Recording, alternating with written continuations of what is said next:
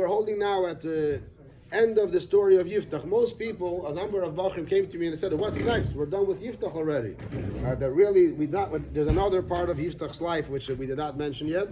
And first of all, I just want to add one detail about the story of Bas Yiftach, just to mention that there's a letter of the Rebbe's father explaining it all according to Kabbalah, how Bas Yiftach is a level of Malchus that it goes down the Mata, and it was supposed to get married, so it shouldn't get any Klippa. And he explains it all, mamish, with Gematrias. It's very, very cool. A whole arichas over there, but we're not going to go. They talks about also it says they would go 4 days a year. 4 days a year are connected to the 4 fast days that are connected to the Churban.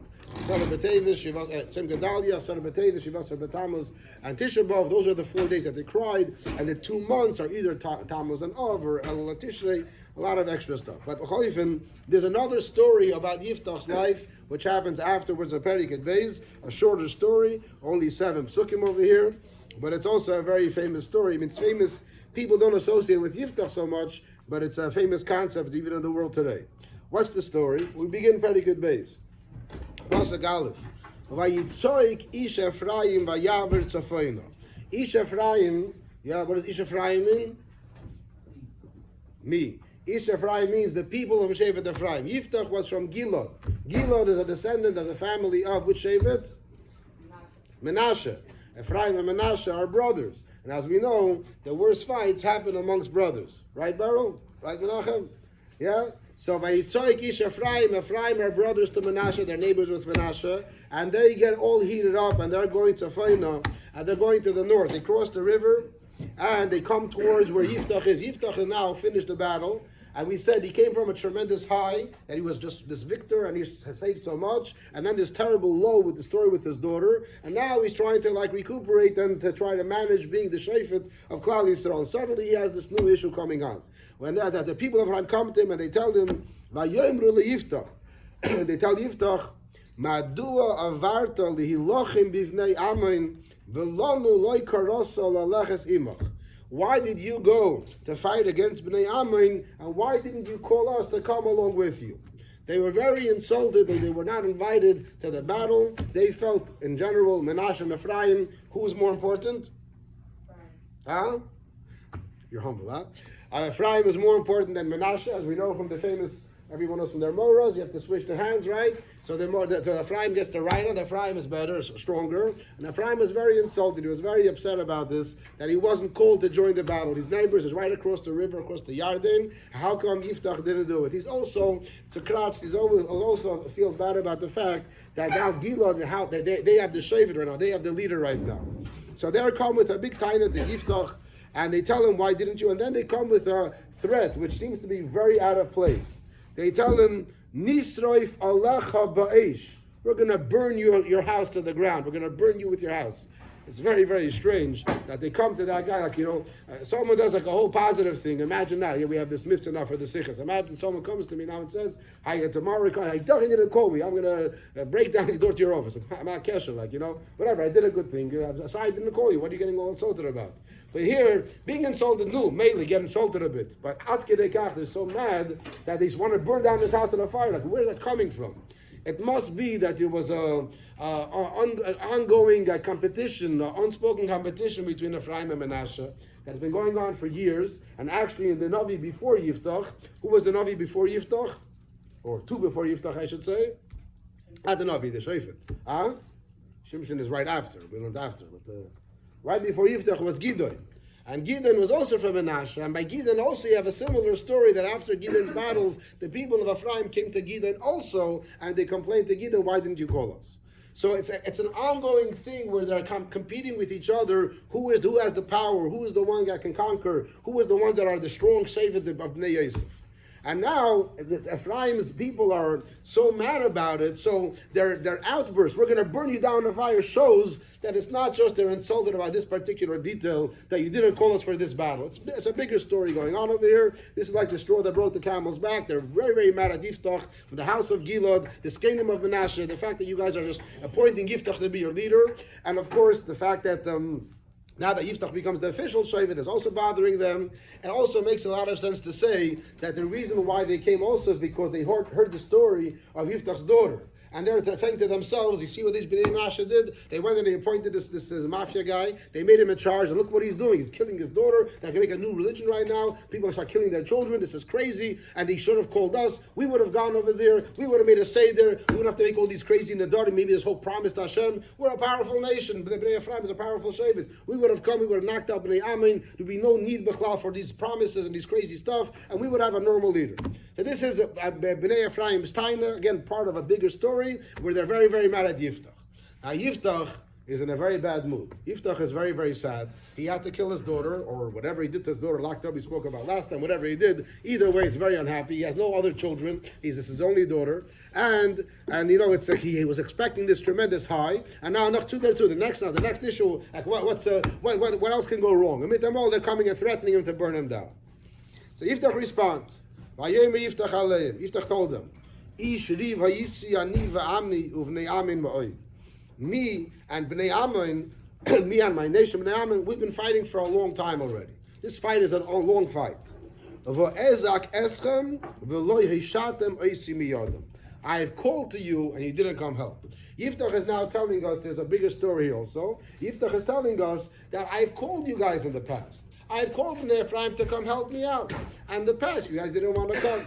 We don't have this recorded in Novi earlier, and we don't know, it doesn't seem like Yiftach is lying, but it happened in a previous time. Now, it's not so much understood, because if in this battle itself, Yiftach called Bnei Ephraim and they didn't want to come, then Bnei Ephraim seemed to be very, very wrong. It's hard to believe that that's what happened. What makes more sense to say it was a previous battle. But Yiftach was never in charge of a previous battle. Yiftach was called for this last battle of Bnei Amin. There was nothing else.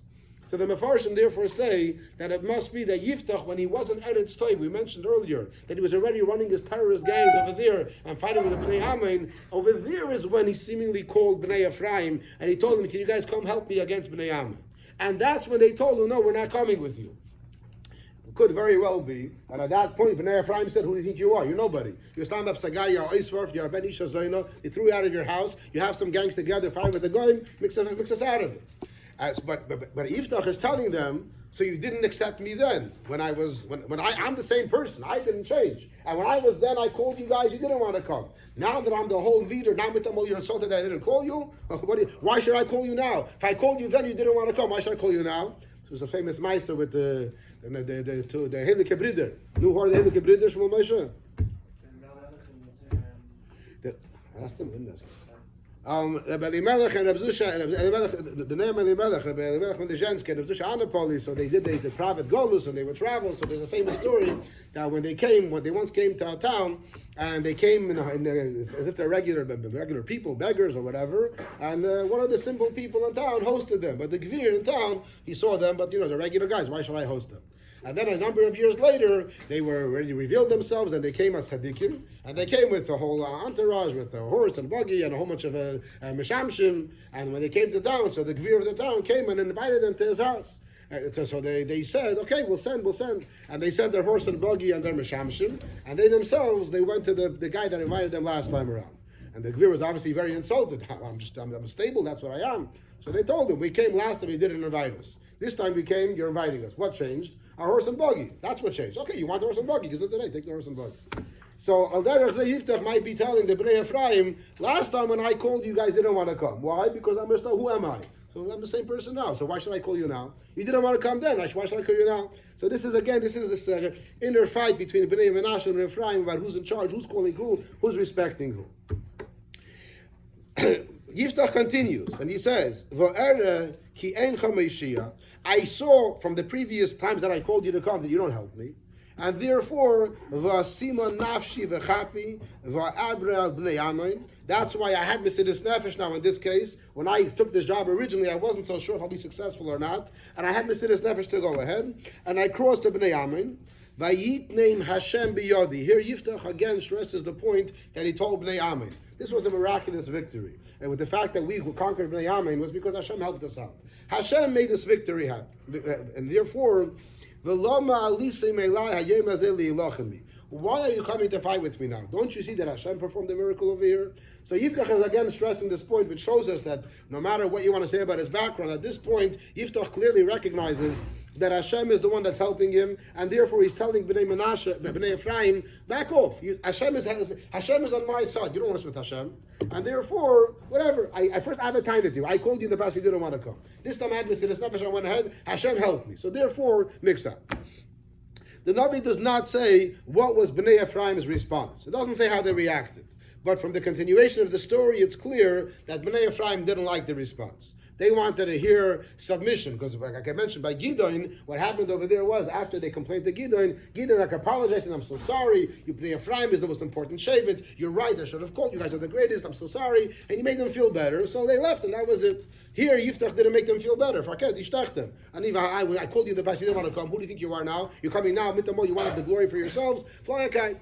And Ramela Bnei Ephraim were not happy. So again, exactly the details is unclear, but this resulted in a civil war. One of the few civil wars they had in Eretz Yisrael, which is a very tragic event, very not noticeable. There was a few other civil wars. The biggest tragedy, so the tragic civil war happened. Which one? Legesh Begiva. That was when a whole shevet of Binyamin almost got wiped out. Here was another, but in a way this war, you might say, is worse, because over there it was the shoftim versus Binyamin. Here, it's Ephraim and Menashe. It's Kiviyachal closer. It's not just, they're mamish, the brothers. They're both the sons of Yosef. So it might be in a way considered worse. You can argue what's worse or not. Either way, there was a result. So it was clear to Yiftach that the Bnei Ephraim are not taking the sitting, then they're going to try to make good on their threat to burn him and kill him. So therefore, he has no choice but to launch the war. Vayikbeitz Yiftach es kol anshe Gilad, vayilochem es Ephraim. And Yiftach gathers together all the men of Gilad, and he starts fighting against Ephraim. And indeed, vayaku anshe Gilad es Ephraim.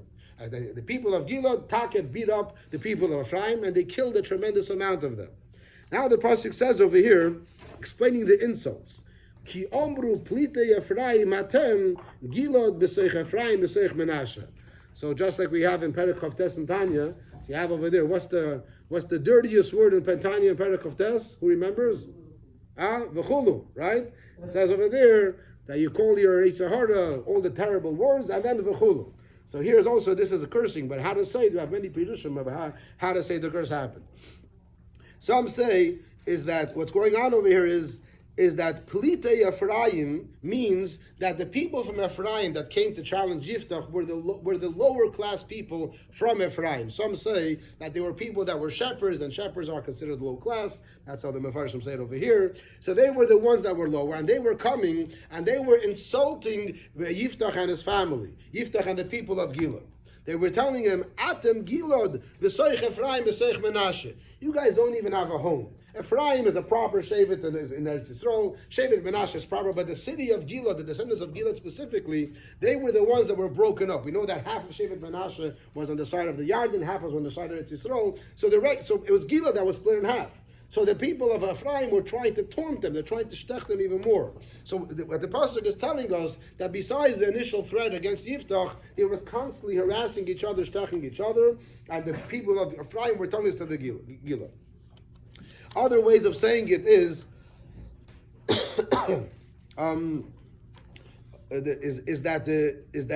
they were telling to Ephraim, the people of Gilad were telling to Ephraim, that they were telling to Ephraim, you guys are Pleitei Ephraim, you guys are the lowlifes.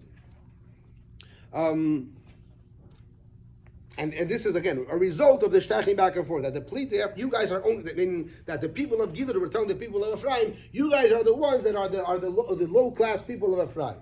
So there's other ways. I don't remember right now, but I saw another 2 or 3 pirushim about how the shtechs go. But the point was that it was, like I mentioned before, it was an ongoing battle of taunting who is better. There's always, you have that in a lot of places. You have like different yeshivas that are constantly comparing with each other, and who's a better yeshiva, this yeshiva, that yeshiva, and they're constantly trying to put each other down. So this was Ephraim and Menashe, Pleitei Ephraim, you're Gilad, you're Seich Ephraim, where are you? And there was, so because of that, this is explaining the beginning of the pasuk why this act of war was so harsh, because they were letting out all their anger of previous arguments. Now there was official hechsher to go to fight, and that's why they entered to kill them. Then the pasuk continues, pasuk Hey, Vayilkod Gilad es mabres hayardin le'Ephraim. Remember, Gilad and Menashe are right now on the east side of the Yarden, further away from what we call Eretz Yisrael proper. Ephraim came from the other side, from the west side, and they had crossed the river to challenge Yiftach, and now they got beaten up. So now they want to go back home because they lost the battle. So the people of Gilad, they went and they secured all the bridges, all the ways of crossing the Yarden, and they went and they stood there waiting to catch those people of Ephraim that they didn't kill in the first battle. And as they're standing there, V'haya ki yomru plitei Ephraim evoira. So the simple way of reading this is that any people from Ephraim that after running away from the initial battle now tried running away, so they came to the river, the bridge, and tried crossing it. So the people of Gilad were standing there, and any person that wants to cross the river, they asked them, "Are you a Ephrosi?" Now, Ephrosi can mean a chashuv person, but the symbol of Ephrosi means, "Are you a descendant of Ephraim?"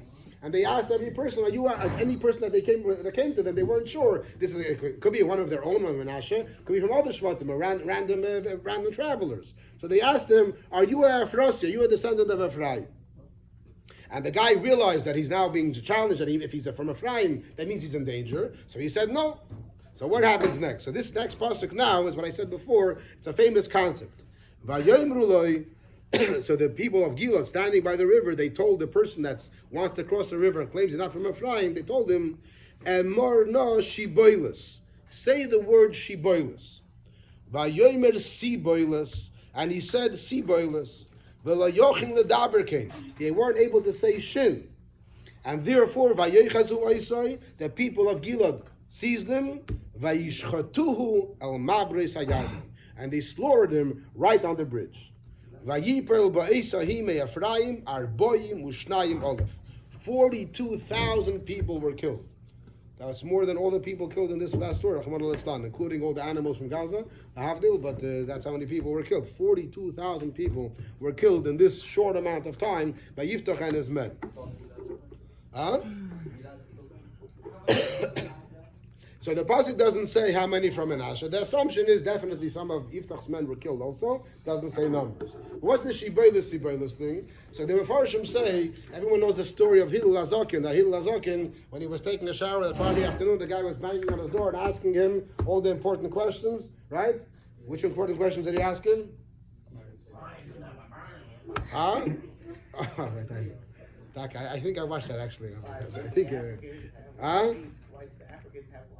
why do the Africans have white feet, and why do certain people have narrow eyes? And then another one about flat heads. And he told him the answers were. Some Mefarshim say that the people of Ephraim, because of the wind and the sand and whatever, they couldn't say a shin. Lech tasbir lakir. And that's what they say. Mefarshim say because of the ear, they couldn't pronounce the letter shin. So if you came from that area, you couldn't say a proper shin. Now we do know that we know that most Americans cannot say a ches. We know that. And most Israelis cannot, and most Americans cannot say a proper reish or a reish. Most Israelis cannot say the, right? Ask them to say three, whatever, they don't know how to say. So all these is simple, different, there's different places can't say different things. The Russians couldn't say hey, they can only say gimel, right? Gomel, Horowitz, and Gorevich, whatever. Different places, Russians can't say chof, and then and Argentinians can't say pay, I think, or beis. It's like, It's a whole bunch of this. It's yedua. If you hang out with that nationality, you'll know that certain countries, certain people, I mean, there's always exceptions, but as a general rule, they can't pronounce certain letters. So the people of Ephraim couldn't say the letter shin. Now, they told them, say shiboilis. Why shiboilis? Out of all words, shiboilis. So as the Mefarshim say, because one of the words to describe the river, the tide of the river, is shiboilis amayim, the high rise.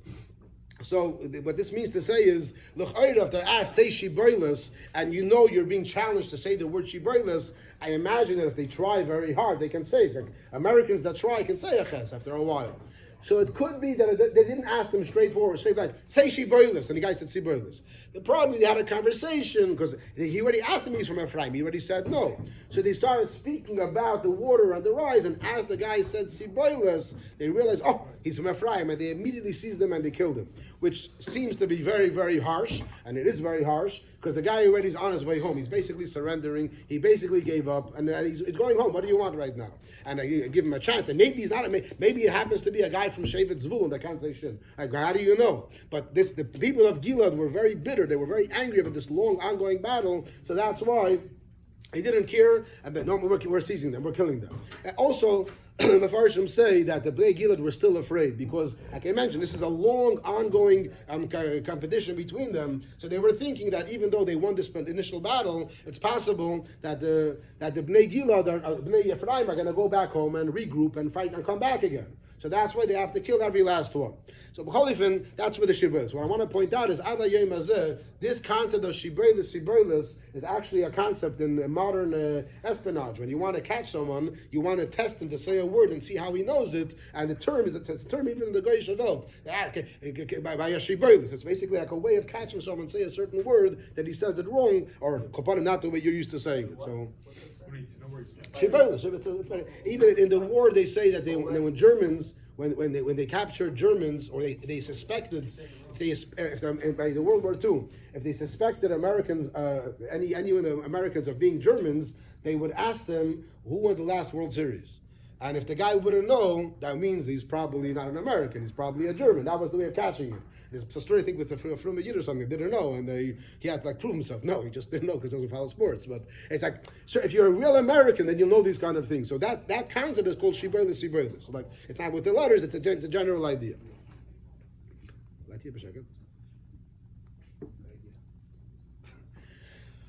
So, as a result of this, they ended up killing, like we said, 42,000 people. It says Bo'esahi at that time. It wasn't on a one-day thing. It was a tkufa for a short amount of time. And this is ending the reign of Pinchas. This is how Pinchas lived his life. So you imagine what kind of Gishmaka leadership he had. Yeah, this initial story, and then his daughter, and then this like bitter civil war with his closest Shevet next to him. But that's what Yiftach was, and that is why one of the reasons why he doesn't come down in history as being the greatest Novi, Shevet. On the contrary, Yiftach B'derek but as we mentioned, this is finishing, and now this finishes off his life. And now the pasuk concludes, the last pasuk, this is the last pasuk about Yiftach. Vayishpeit Yiftach is Yisrael sheish shanim. He was the Shefet for 6 years. Vayamas Yiftach, and then he died. Yiftach HaGiladi. Vayikover ba'arei Gilad. He was buried in the cities of Gilad. So here, it says he was buried in the cities of Gilad, so the Mefarshim say the simple pshat means one of the cities of Gilad. But it's still a funny lotion, in the cities of Gilad. So Chazal tell us that Yiftach was punished. The main reason for the punishment is what he did to his daughter. It could be that also the 42,000, but that doesn't really say so much. Meaning, it seems to imply that for that he was right. He was the leader then, and the people that are threatening his leadership, he had the right to kill them. Maybe he was a bit overzealously and killing people, a bit cold-bloodedly. But at the end of the day, if he's the shofet and you want to threaten to burn him down, then there was a right to it. But for what he did to his daughter, we learned last time that was wrong. So therefore, he got a punishment. His punishment was that he had a terrible illness. That as a result of the illness, body parts started falling off. A hand, a leg, different body parts fell off. And as a result of that, he had to bury them in different places. As he's traveling, so he was the shofet. So he was taking care of Klal Yisrael. And as he's going from place to place, a hand falls off, a foot falls off, a finger falls off, and every place that it fell off, he buried it in that place. So that's one way of explaining why you cover Ba'arei Gilad. Yeah? It says it was a chelas which caused it all to fall off. The lotion, if it was infected, or we cut it off purposely. I don't remember that shot. The lotion always says that he was chayla and the ivadim naflu mimenu, but they fell. It could be in fact a purpose. I saw what you're saying. But then there's another interesting shot that it says that this guy actually answer an interesting question. Another pshat is that he purposely did so. When he passed away, he told the Chavra Kadisha, I want you to divide up my body and bury me in different cities of Gilad. Why? Because as you mentioned, he had no other children. His only daughter is whatever happened to her, she for sure has no descendants. He has no other children. So who's going to remember Gilad? Who's going to remember Yiftach? Or in a more primistic oifen, who's going to remember the miracles that Hashem performed through Yiftach? And because he wanted people to remember, he didn't want to start one. If he has children, his children will continue the legacy, and they'll tell other people. But since he has no children, there's going to be another shofet, and at this point, shoftim transfer from shofet to shofet, and in this case, for sure, he has no children, it's not going to stay by him. So he wanted people to remember either himself personally, if you want to make him look bad, or he wanted to remember the miracle. So he asked them, if you bury my body in different places, people will see my cave in a whole bunch of places, and they'll remember who I was and the miracles that Hashem performed through me. So that's another explanation of why he was buried in different places. And this can answer the question, and there's a number of tzaddikim that their caver is found in different places, right? So for example, now we just had put him now, Mordechai and Esther are either buried in Iran, or I think that Yisrael have a spot also, and other tzaddikim as well, there's a number of places. Huh? Someone on the site told us that really the Rambam is buried still in Egypt, and people get cured from going. Whatever, there's different traditions about different people where they've been buried, and so it could be that this might be the answer, that there's a number of places that some people, parts of their body, different places. I never heard this pshat, but it might fit with what's saying over here. The poil, yiftach is gone, and then the next three shoftim are unknown people. Most people never heard of them. One is Iftzon, one is Eiloin, and one is Avdin ben Hillel. Now really, Iftzon, most people never heard of Iftzon, but most people know Iftzon by his second name. What's the second name? Second name is Boaz. Who is Boaz? The one that married Ruth. So Iftzon is known, but not by this name. And then the guy Eiloin and the guy Avdin ben Hillel, those are not known. But it's some first point out that the third Novi is showing his name is Avdin ben Hillel. Hillel we always assume to be a name of a Tanoi. Here we see already in Tanakh they had the name Hillel. So there's a few psukim about each one of them. Not too much information. They were shoftim for a short amount of time. One for 7 years, one for 10 years, and the last one was only for 8 years. So everything was calm in those times. The Pashas Yidden got stronger. There were no issues. And only afterwards, Yidden started after the last one died, Yidden started misbehaving, and that's when the Plishtim came, and that's when it goes back to the story of Shimshon. What do you want to do next?